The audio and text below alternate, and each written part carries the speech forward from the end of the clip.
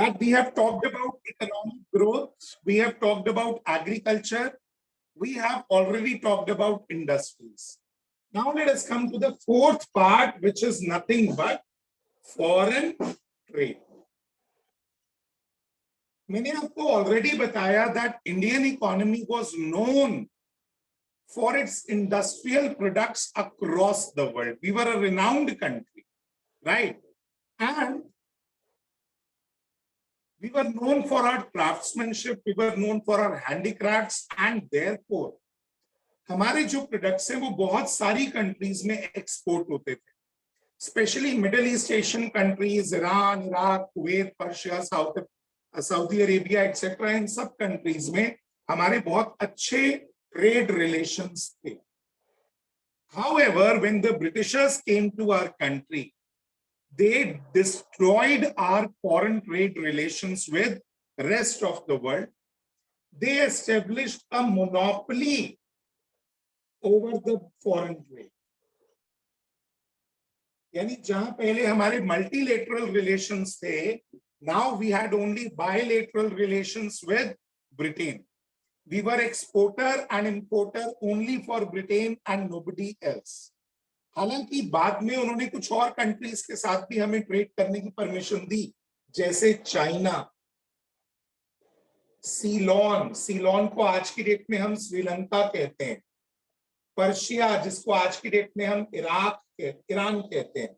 तो इन कंट्रीज के साथ हमें ट्रेड करने की परमिशन दी, लेकिन उसके बावजूद most of the trade, more than 50-60% of the trade was still restricted only with Britain. And therefore, we can say that they established almost a monopoly over foreign. Another thing, we were reduced to the status of importer of finished goods and exporter of raw materials. बेटा जब भी हम foreign trade की बात करते हैं ना, इसको याद रखना. Whenever we talk about foreign trade, there are three dimensions in which we talk about foreign trade. One is direction of foreign trade, यानी किन कंट्रीज के साथ हम ट्रेड कर रहे हैं. Second, composition of foreign trade, क्या एक्सपोर्ट कर रहे हैं, क्या इंपोर्ट कर रहे हैं. और वॉल्यूम, यानी कितना एक्सपोर्ट कर रहे हैं और कितना import. There are three things which we usually talk about with respect to foreign trade. One is direction of foreign trade, yani the countries with which we are trading. Second, composition of foreign trade, yani ki what does our export basket and import basket comprise of? What are we exporting? What are we importing? Volume, what is the total volume of the foreign trade? How much export and how much import? The first point which I talked was in respect to direction. I said that Britain established the monopoly over foreign trade with respect to India, especially after opening of Suez Canal. You know, there was a canal called as Suez Canal. I don't know whether you people are aware about the Suez Canal and its location or not. क्या आप लोगों को मालूम है Suez canal के बारे में? Yes, sir. Yes, sir. अगर आप वर्ल्ड मैप देखेंगे ना, तो जो यूरोपियन कॉन्टिनेंट है, then African continent is there, और देन यहाँ पर पूरा एशियन कॉन्टिनेंट है, और इंडिया की लोकेशन लगभग यहाँ पर है. ब्रिटेन यहाँ पर है और इंडिया इधर है. पहले क्या होता था, अगर ब्रिटेन को इंडिया से सामान मंगवाना करना है तो they have to travel throughout this distance, यानी यहाँ से स्टार्ट करते थे, पूरा अफ्रीकन कॉन्टिनेंट क्रॉस करके, and then they had to come to India. लेकिन बाद में ये Suez canal which was passing between Europe and Africa, so now the distance got reduced. लगभग 7,200 किलोमीटर, लगभग 7200 किलोमीटर का जो डिस्टेंस था वो कम हो गया. It got reduced, right?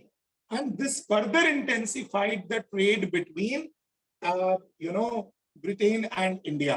दोनों के बीच में और ज्यादा ट्रेड जो था वो इंटेंसिफाई हो गया, यानी the Britain established the monopoly over foreign trade with respect to India. Is that clear children? Yes, sir. Second, Yes, when I talk about Okay. When I talk about composition का मतलब what are we exporting and what are we importing? I told that we were reduced to the status of an importer of finished goods. हालांकि Britishers के आने से पहले we were an exporter of finished goods. हम बना हुआ कपड़ा, बने हुए गहने, jewellery, the utensils, metal, brass, ware, etc. we used to export. लेकिन ब्रिटिशर्स के आने के बाद we were totally an importer of finished goods and exporter of raw materials. हमारा जो स्टेटस था, we were now exporting only the raw material and importing only the finished goods. So that was the composition. तीसरी बात करते हैं volume की. हालांकि export surplus बढ़ गया ब्रिटिशर्स के रूल के दौरान, हमारी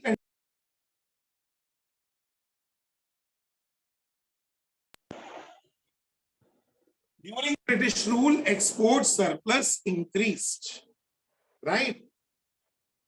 But it did not lead to any kind of benefit for the Indian exporters. Export surplus बढ़ने का मतलब हम बहुत एक्सपोर्ट कर रहे थे ब्रिटिश रूल के दौरान, हमारे एक्सपोर्ट्स इंपोर्ट से ज्यादा थे, लेकिन उसका कोई फायदा हमारे डोमेस्टिक प्रोड्यूसर्स को नहीं हुआ, क्योंकि जितना भी रेवेन्यू आता था ना थ्रू एक्सपोर्ट, जितना भी पैसा आता था, that all was appropriated by the British. British वो सारा पैसा रख लेते थे in the name of maintenance of their officers, feeding their armies, providing security to the country. हम आपकी कंट्री को सिक्योरिटी प्रोवाइड कर रहे हैं, हमारी आर्मीज की मेंटेनेंस के लिए पैसा चाहिए, हमारे ब्रिटिश ऑफिसर्स की मेंटेनेंस के लिए पैसा चाहिए, and therefore whatever used to come in the form of export surplus, that all was kept by the British only. So actually speaking, we were depleted economy in the sense that drain of wealth was happening. क्या हो रहा था? Double तरीके से Britishers हमें लूट रहे थे. Britishers were looting us in two different ways. हमारा सामान एक तो सस्ते भाव पर वहां एक्सपोर्ट करना, और फिर वहां से जो पैसा आता था वो भी हमें नहीं मिलता था, because that was all kept by the British, and this phenomena has been called as drain of wealth by the economists. So children, our country was a depleted economy, looted economy. हमारे resources यहां से plunder करके एक तरीके से Britain ले जाए गए, and that was the impact of foreign trade. So I hope that this foreign trade part is also clear. 3 points: direction, composition and volume. इन 3 के रिस्पेक्ट में अगर आप याद रखेंगे तो you'll be able to write your answer well. Clear to all of you? Yes, sir. Sir इसमें volume वाले part में एक्सपोर्ट सरप्लस के बारे में लिखना है. हाँ, वॉल्यूम में बेटा यही लिखेंगे ना कि हमारा एक्सपोर्ट सरप्लस बढ़ा, हमारे एक्सपोर्ट्स इंक्रीज हुए, लेकिन उसका कोई फायदा इंडियन एक्सपोर्टर्स को नहीं मिला. Is that clear? Yes sir. चलिए अब अगली चीज पर आते हैं जो कि है demography. When I say demography, I mean to say the quality of the population of the country. Country की population की quality, उनकी quality of life, उनका standard of living, and all the related aspects. Throughout the British rule, India was in first stage of theory of demographic transition. देखो एक theory है demographic transition की, जिसके हिसाब से हर कंट्री के अंदर डेमोग्राफिक ट्रांजिशन के 3 फेजेस होते हैं. First phase is the phase जब कंट्री के अंदर very very low level of development is there. Due to very low level of development birth rate is also very high, यानी लोग पैदा भी बहुत होते हैं, and death rate is also very high. पैदा इसलिए ज्यादा होते हैं क्योंकि पढ़े लिखे लोग नहीं है, और डेथ रेट इसलिए ज्यादा है क्योंकि मेडिकल फैसिलिटीज नहीं है. As a result of it the birth rate is also very high, the death rate is also very high, and as a result of it population growth rate is low. जितने पैदा होते हैं लगभग उतने ही मर जाते हैं, and as a result of it the population doesn't grow much. ये अच्छी बात नहीं है, मतलब this is not a good sign for the country. आप सोचें पॉपुलेशन नहीं बढ़ रही है तो अच्छी बात है, बट ऐसा नहीं. Stage 1 is considered to be the very poor stage of development because the people are thoroughly illiterate. They do not know about the benefits of small families. That is why they keep on giving birth to children like animals. Moreover, the death rate is also very high क्योंकि कोई medical facility नहीं है, कोई control over communicable, non-communicable diseases नहीं है, and as a result of it, both birth rate and death rate are very high. पूरे British rule में India was in almost through out the British rule India was in stage 1 of the theory of demographic transition. Britishers ऐसा मानते हैं कि 1921 में India came in the second stage. That is why जितनी भी आप British history उठा करके देखेंगे उसमें उन्होंने 1921 को लिखा है the year of great divide. क्या लिखा है उन्होंने? Year of great divide. क्यों लिखा है? Because they believe that in 1921 India moved from stage 1 to stage 2 of the theory of demographic transition. Stage 1 में birth rate और death rate दोनों ज्यादा होते हैं. Stage 2 में birth rate continues to be high but the death rate falls down. Medical facilities develop हो जाती है जिसकी वजह से डेथ रेट गिर जाती है, लेकिन birth rate is still high and as a result the population of the country starts expanding. Third stage के अंदर death rate is already low and birth rate भी गिर जाती है. इंडिया अभी तक भी सेकेंड स्टेज में ही है. India has not yet reached the third stage. So British history basically calls 1921 as the year of great divide क्योंकि वो मानते हैं कि 1921 में India moved from stage 1 to stage 2 of the theory of demographic transition. लेकिन जो statistical changes हैं वो दिखाते हैं कि एक्चुअली 1951 के बाद India entered into second stage, लेकिन आपको 1921 ही याद रखना as the year of great divide. जितने भी डेमोग्राफिक इंडिकेटर्स हैं throughout the British rule they were very very poor. जैसे one of the demographic indicators that indicates the quality of life of the people is life expectancy. I guess you people know what is life expectancy. Yes, sir. Yes, Life sir. expectancy implies that at the time of birth, how many years the child is expected to live. At the eve of independence, यानी जब हमारी country independent हुई 1947 के statistical data के हिसाब से उस time life expectancy was just 1921 years. Only 32 years. Whereas at present, the life expectancy stands somewhere close to 69-70. यानी आज की डेट में हमारी लाइफ एक्सपेक्टेंसी लगभग 70 साल है. And at the eve of independence, the life expectancy was only 32 years. Why? Communicable diseases, non-communicable diseases, epidemics, no medical facilities. As a result of it, the people were expected to live less. Second indicator of quality of life of the people is literacy rate. At the eve of independence के time पर the overall literacy rate in our country was just 16%. आज की date में हमारी country का literacy rate is almost 75-76%. At that time, the overall literacy rate was 16%. और उसमें भी if I talk categorically about female literacy rate, it was just 7%. The female literacy rate was only 7%, which shows that the quality of life of the people was very poor. Another indicator of quality of life is infant mortality rate. 16 है sir, ये man की है. हाँ जी बोलिए, कौन बोल रहा है? जो 16 है ये मैन की है. हाँ प्रियांश बोलिए. सर ये जो 16% है सर ये मैन की है. मैन की नहीं है, ओवरऑल लिटरेसी रेट बेटा, फीमेल और मैन की मिला करके. Okay sir. और उसमें कैटेगोरिकली जो फीमेल लिटरेसी रेट है that is only 7%. When I talk about infant mortality rate, number of children who die before completing the age of 1, per 1,000 live births. At the eve of independence, this number was 218. यानी out of every 1,000 live births, अगर 1,000 बच्चे जिंदा पैदा होते थे तो उसमें से 218 एक साल की उम्र से पहले मर जाते थे. Today, this number stands somewhere close to 30, which is still very high. अभी भी बहुत ज्यादा है. When I compare it with countries like US, Sri Lanka, या फिर चाइना के साथ अगर मैं कंपेयर करूं तो ये नंबर अभी भी बहुत ज्यादा. Even in a country like Sri Lanka, the number is only 9 per 1,000. हमारी कंट्री में still hovers around 30. But if अगर हम इसको इसके साथ कंपेयर करें तो ये नंबर तो बहुत ज्यादा. At the eve of independence, the infant mortality rate was 218 per 1,000 live births.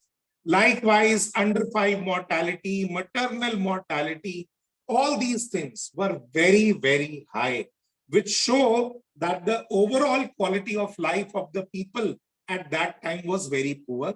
लोगों का quality of life बहुत खराब था. The demographic indicators were very poor. The people were living a poor life, qualitatively very low life, and poverty तो थी ही बहुत ज़्यादा.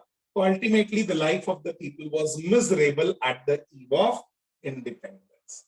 That was all about demography. I hope that this 5th section is clear to all of you.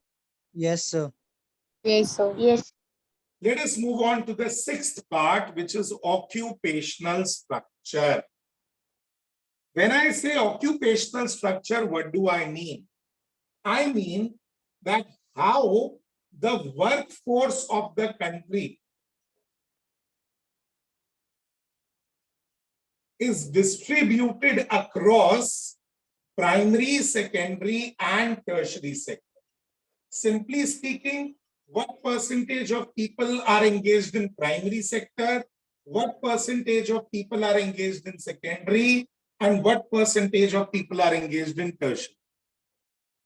So we can say that at the eve of independence, हमारा occupational structure काफी imbalanced था, lopsided. Why? Majority of the workforce was engaged in agricultural sector.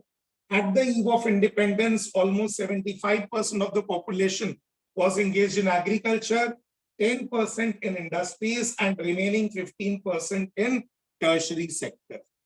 Right? Moreover, there was a regional imbalance as well.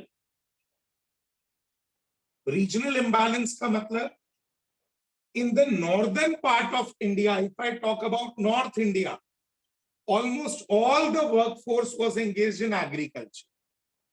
Whereas in the southern parts of the country, agriculture was not very popular. Majorly, the people were engaged either in industries or in service sector, which implies that there was not, across different regions of the country, it wasn't so that the people were equally engaged in industries or service or agriculture.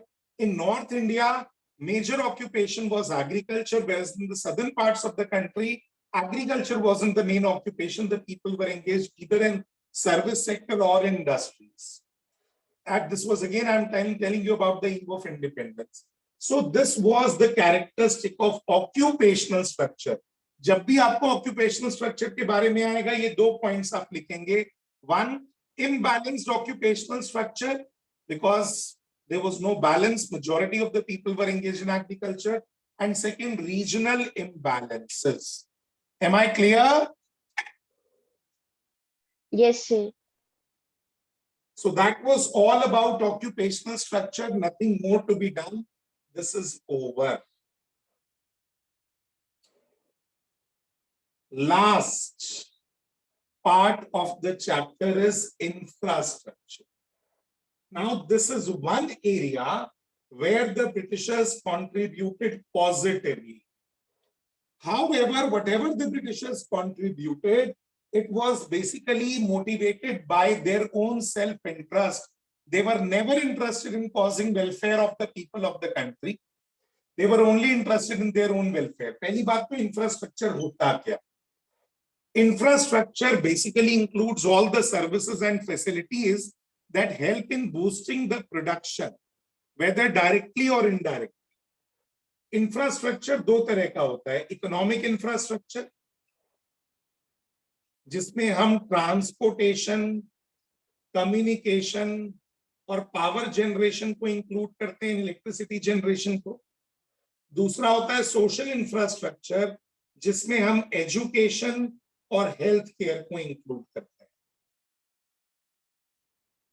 Even civic amenities.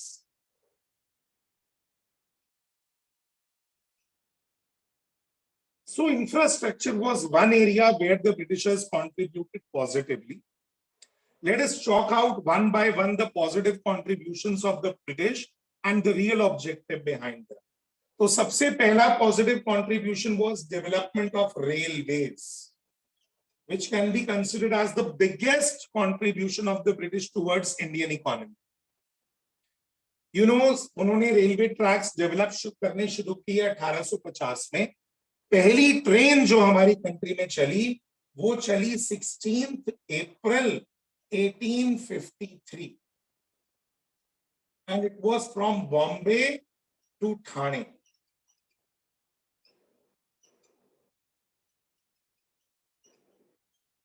Sir road भी बनाए थे। हाँ जी, sir road, air and water अभी आ रहे हैं transportation. अभी आ रहे हैं रोड्स पर भी आ रहे हैं। So that was the very first positive contribution of the British towards Indian economy. लेकिन इसका रियल ऑब्जेक्टिव क्या था? इसका रियल ऑब्जेक्टिव था to ensure fast movement of British army across the country. Moreover, जो कंट्री के urban areas थे वहां से नियरेस्ट पोर्ट्स तक रॉ मटेरियल लाने के लिए they wanted something. Railways were used basically to transport the raw materials from different parts of the country to the nearest ports, ताकि वहां से उन्हें ब्रिटेन एक्सपोर्ट किया जा सके। तो ब्रिटिशर्स ने रेलवेज अपने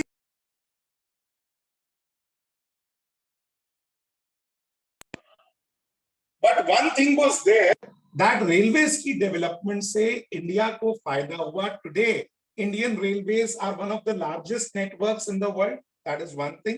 And railways also played a very important role in the freedom movement. India की freedom struggle movement में भी railways ने बहुत important role play किया।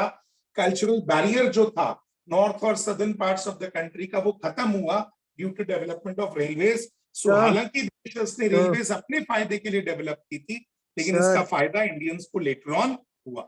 जी सॉरी टू डिस्टर्ब यू, पर सर ये जो आपने 1953 है ना, ये सर बुक में लिखा हुआ है 1853। Oh sorry, this is 1853.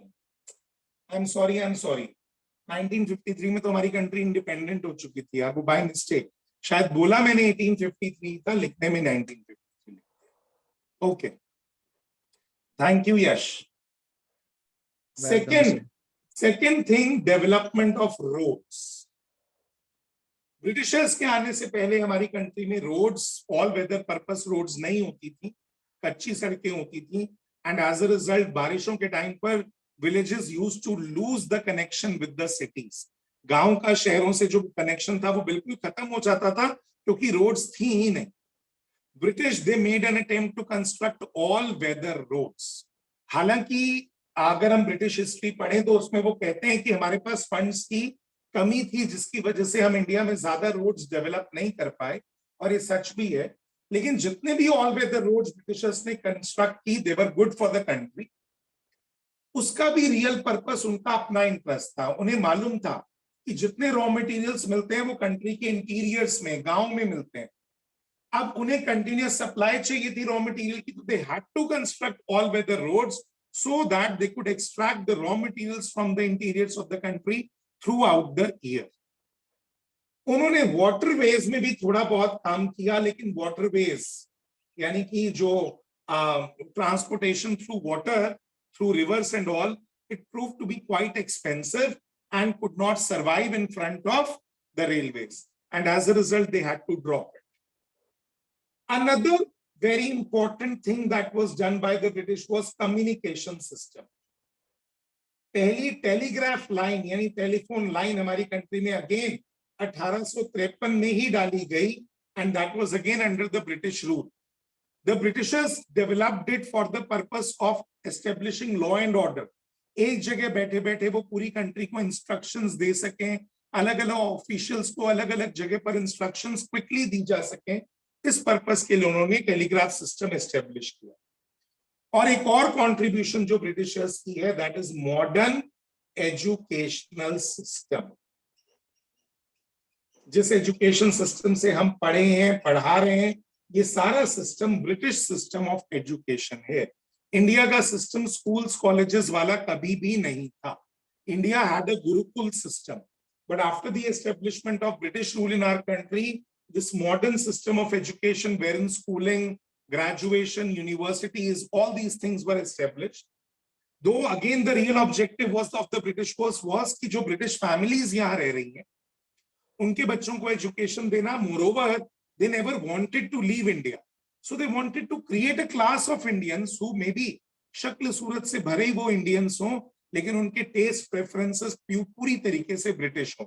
So they imposed British education system in our country, but it benefited India in the long.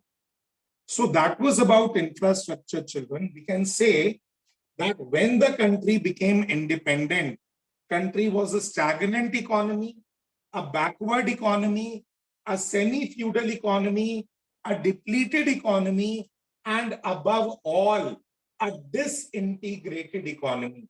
क्योंकि सबसे बड़ा झटका ब्रिटिशर्स ने हमें जाते जाते दिया जब वो हमारी कंट्री के टुकड़े कर गए. इंडिया अलग कर दिया, पाकिस्तान अलग कर दिया, बांग्लादेश अलग कर दिया. They divided our country into 3 part, जिसका बहुत ज्यादा इकोनॉमिक लॉस हमारी कंट्री को हुआ. हमारे एग्रीकल्चरल सेक्टर को नुकसान हुआ क्योंकि हमारा जो सबसे फर्टाइल पार्ट था कंट्री का, दैट वेंट टू पाकिस्तान. हमारे इंडस्ट्रियल सेक्टर को नुकसान हुआ क्योंकि द इंडियन इंडस्ट्री जो कॉटन एंड जूट इंडस्ट्रीज थी वो तो इंडिया में रह गई, लेकिन कॉटन ग्रोइंग एरिया और जूट ग्रोइंग एरिया ईस्ट और वेस्ट पाकिस्तान में चला गया. सो डिसइंटीग्रेटेड यानी एम्प्यूटेटेड हमारी कंट्री के टुकड़े ब्रिटिशर्स ने कर दिए. That was the biggest blow which the Britishers gave to us. So what we inherited from the British, हमने ब्रिटिशर्स से क्या पाया? हमने एक रुकी हुई इकोनॉमी, स्टैग्नेंट, जहां पर जीडीपी और पर कैपिटा इनकम में कोई ग्रोथ नहीं थी. बैकवर्ड इकोनॉमी, जहां पर कोई टेक्नोलॉजिकल ग्रोथ नहीं थी. सेमी फ्यूडल इकोनॉमी, जहां पर जमींदारी सिस्टम प्रेवलेंट था. डिप्लीटेड, जहां सारे रिसोर्सेज ब्रिटेन प्लंडर किए जा चुके थे. And finally an amputated, a disintegrated economy, टूटी हुई economy. This is what we got from the Britishers. Children, this was about chapter number 1. ये पूरा फर्स्ट चैप्टर आपका कंप्लीट हो गया. I have not left anything in the chapter. I thought that I'll be giving a rush class, लेकिन मैंने सारा portion chapter 1 का आपके साथ कवर कर लिया है. This was all in chapter number 1. Clear to all of you? Yes, sir. Yes, sir. Yes, sir. That's all for the Sir. class today. आज के लिए बस. Sir. और बाकी हाँ जी Sir. प्रज्ञा. सर इसमें जो वाटरवेज है उनकी 2 डिसएडवांटेजेस थी ना, एक्सपेंसिव था और दूसरा क्या था? एक ही डिसएडवांटेज था, इंडिया में वो नहीं डेवलप हो पाया क्योंकि ब्रिटिशर्स के पास एक तो पैसा नहीं था और दूसरा ये that they it prove to be very disadvantageous in the terms of cost and it could not survive in front of railways. Railways के सामने सर्वाइव नहीं कर पाया. Okay sir. सर, हाँ जी. सर एक बार सर इकोनॉमिक इंफ्रास्ट्रक्चर में जो आपने लिखा है वो बता दो. Transportation, communication and power generation. Okay sir. Okay, bye everyone. Bye, sir. Thank you. Thank you, sir. Most welcome.